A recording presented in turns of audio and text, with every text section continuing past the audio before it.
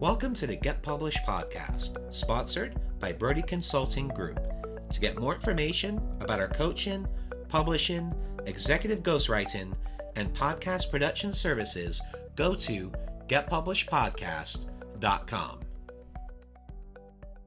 Hello, I am Paul Brodie, and thank you for joining us for another episode of the Get Published podcast, where we help authors get published with a proven system that works. And today, we are being joined by Chris Molina, author of I'm in a Leadership Role, Now What? Student Edition. Chris, welcome to the show. Paul, thank you for having me. I'm excited to be here. Well, we are thrilled to have you. Are you ready to begin? I am ready. All right. Question number one. What is the one piece of advice that you would give to a first-time author who is currently writing their book? Sure. I would say that they need to stay true to themselves. So if I'm talking directly to them, you need to stay true to yourself.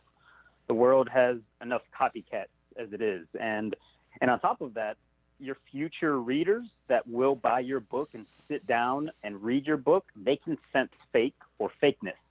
They want you to be authentically you, because it's your book is going to be so much better if you are that way.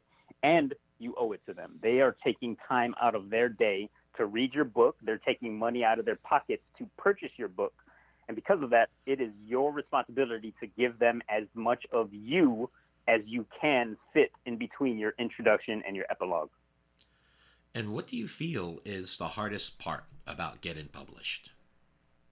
I think they're two different things. Getting published, I think everybody can agree that goes through it as far as the self-publishing part can be pretty easy as long as you take the right steps, because you just need to press buttons on Amazon to upload all your documents. But I think what you're getting at is what was the most difficult creation part. And for me, that was battling the perfectionist inside of myself. During the writing process, for me, it was difficult to finish a section and then move on to the next one. And during the editing process, it was difficult to not add any more to my manuscript. And I had to continue to tell myself that done is better than perfect, because sometimes perfect doesn't even get published. So I would say that battling that perfectionist inside of me was the most difficult part, and trying to not have scope creep was pretty difficult. That's one of the themes I always talk about with my clients and also with our guests on the show, and that is done is better than perfect, and don't be afraid to take the plunge. Just get out there, get it done, hire a good editor. I mean, it's the best investment you can make is in good editing. Make sure they can polish it, make it look professional.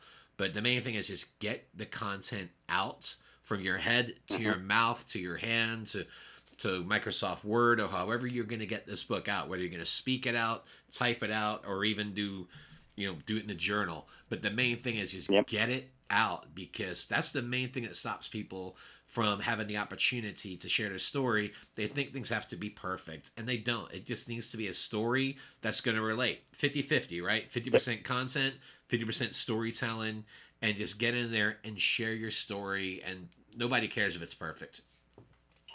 And you know what? I think you hit on something that whenever I encourage people to write, because I try to tell them it's not as intimidating as you think, a lot of the times the aha moment that they have in their head is whenever I tell them about editors. And I think there's this thought that all writers, all authors are perfect writers, that they, as soon as they write it down on a piece of paper or on Microsoft Word, it is perfect and pristine, and it can go straight to publishing. And that is not the case, as you and I know. As long as you have a good editor that will help you not just ensure that you're grammatically correct, but also ensure that your book flows and that it sounds like a book, that is where it really matters. You are the creator. They are the ones that will make it sound like a book. Absolutely.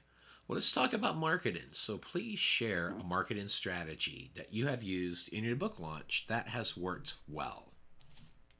And it took me a while to think about this, because my book is all about making student leaders on college campuses better leaders and better professionals.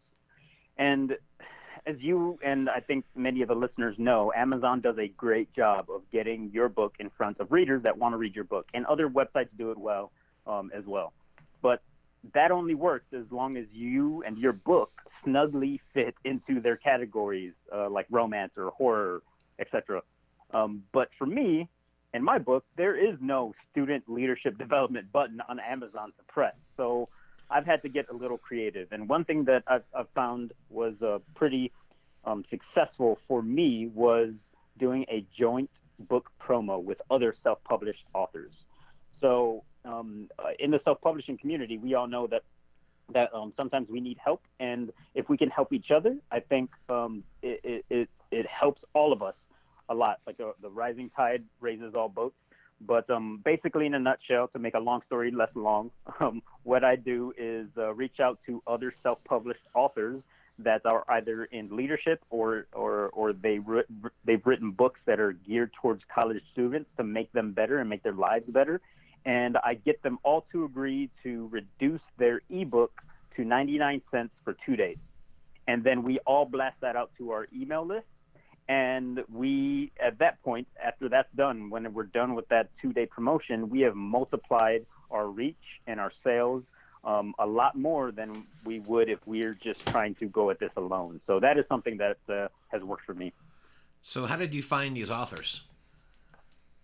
A lot of it was on Amazon, and some of it was just going through the bookstore and seeing books that also are close to mine. So for me, one big way that I did this was going on Amazon, searching keywords that I would use to describe my book, and then seeing who the authors were there. And there was a lot of clicking on their books and then scrolling down to see if they have a publisher or not. If they don't have one of the major publishers, then I'm pretty sure they want help selling more books. And so I just reached out to them and tried to find their contact information, and then went along from there. Yeah, that's one of the things. Most authors out there, especially in their author information on Amazon, they're going to have a website. They're going to have a place where you can connect to. So it's a great strategy to find people in your niche and then reaching out going, hey, saw that you're in my field. I'm doing this author stack, or I'm doing this bundle, or some sort of offer with that when you're going, hey, I can promote your book. You can promote my book. It's a win-win. What are your thoughts? Exactly. And more than not, honestly, whenever I went into this first and tried this strategy, I had sort of a pessimistic view that I wasn't going to receive many replies to my emails, but that couldn't be further from the truth. I received many more responses than I thought, even when people said that they weren't in a place where they felt that it would be beneficial for them. But I did receive lots of responses saying, yes, I would love to collaborate, and what do I need to do next? So I think it worked out pretty well.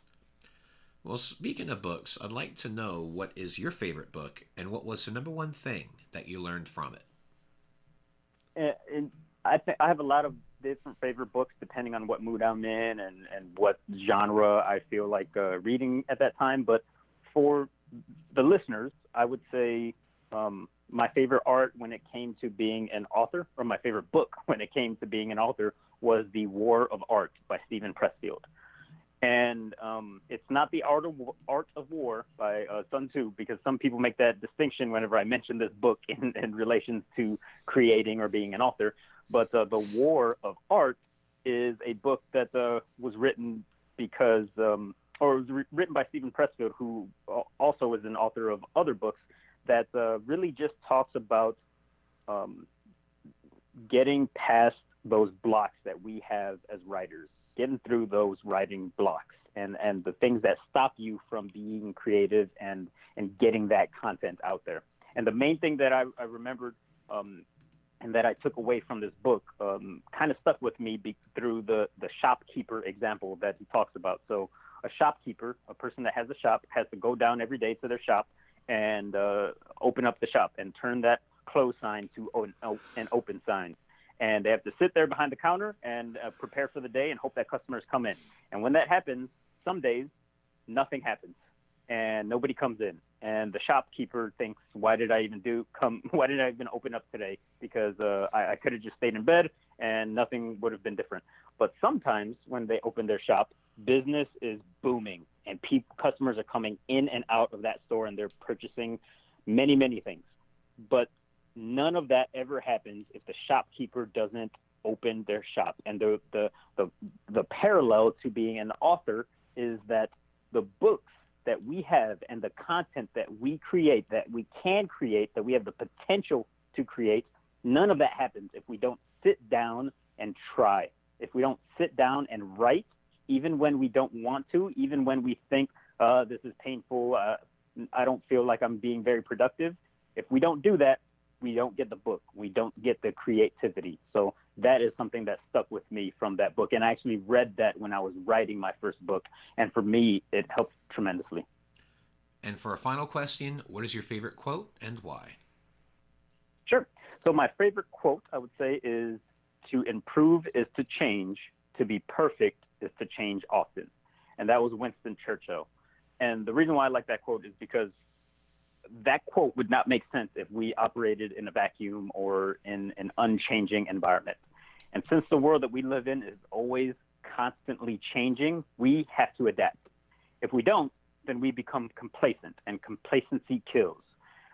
And the saying "complacency kills" is something that we would say in the Marine Corps. So I was enlisted in the Marine Corps for 7 years between 2004 and 2011. And we said that, and I said that when I was leading my Marines, because it was true. When we become complacent or lazy or stagnant, we have the potential to get ourselves killed, or even worse, we can get somebody else killed. Now, outside of those situations where lives can be lost, when we're talking about writing a book or running a business or anything else, complacency can still kill. It can kill creativity. It can kill your profits. It can even kill relationships, both personally and professionally. And because of that, I think it's vitally important that we all stay vigilant in our pursuit of improving, adapting, and changing in accordance to our environment. Chris, I want to thank you for being a guest on the show. What is the best way for people to find you online? Sure. I would say two ways. One way is by finding me on LinkedIn. So I have a sort of common name, Chris Molina. So I will give you the address. It's linkedin.com/in/Chris-Molina. And I'll give this to you whenever we're done with the podcast. And then also my website, which is chris-molina.com. So that's CHRIS-MOLINA.com. Chris, thank you once again for being on the show, and I wish you all the best in your author journey ahead. I wish you the best too, Paul. I enjoyed our quick chat, and best of luck to you. Thanks again for joining us today. To learn more about how to get your book published with a proven system that works, grab a free copy of my book at getpublishedpodcast.com.